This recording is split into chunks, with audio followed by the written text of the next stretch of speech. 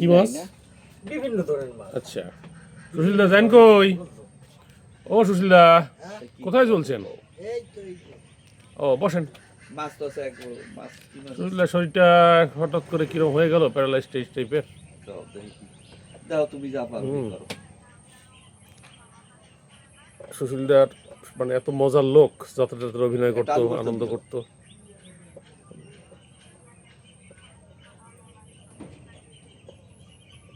ঠিক আছে।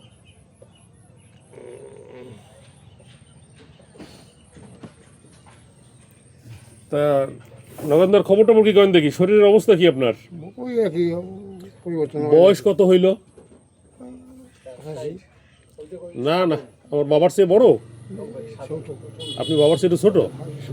তো আপনি তো মনে করতে পারেন আমার বাবা তো ভালো এখনো চেনে না।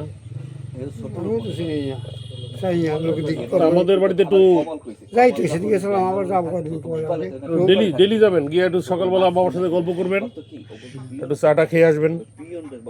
যাইতে পারি না।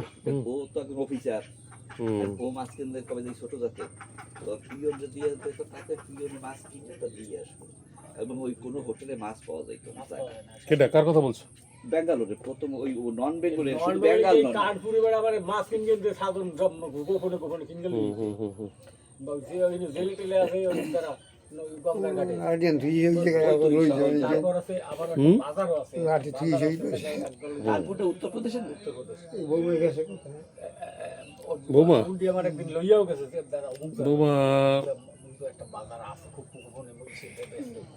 এবার ওই জায়গায় যত বিরিয়ানি দোকান সব হইছে হাই এই পোল্ট্রির বিরিয়ানি, ওই জায়গাটা এক মানে 60 টাকা 70 টাকা নিয়ে এক পেলে সে মাংসতে ভাতের চেয়ে বেশি, এত ওদের দাম তো কম।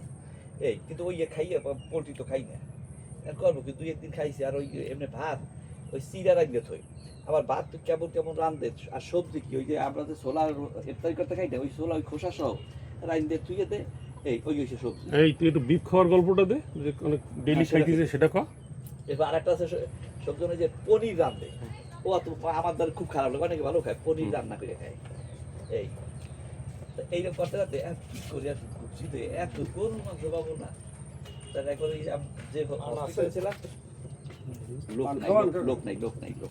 লোক গেছে যে হসপিটালে এক ওষুধের দোকানদার একজন, মানে ওষুধ সে হসপিটাল থেকে ওষুধ সেট করে, সেলসম্যান হিসেবে ইরানি, কি বেশ সুন্দর চেহারা। তোর দিকে তুই জায়গা একটু গল্পটা তুই তো এদিক গল্প টাকার একটু গল্পটা বল, তোর ভিডিওটা করতেছি সবাই শুনবে পৃথিবীর।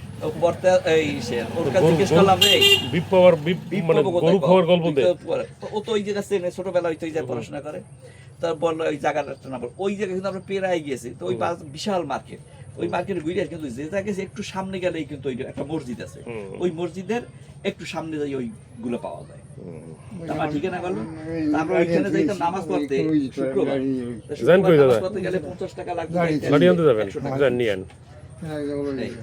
ওই যাইতে গেলে নামাজ পড়তে 100 টাকা লাগবে কেন?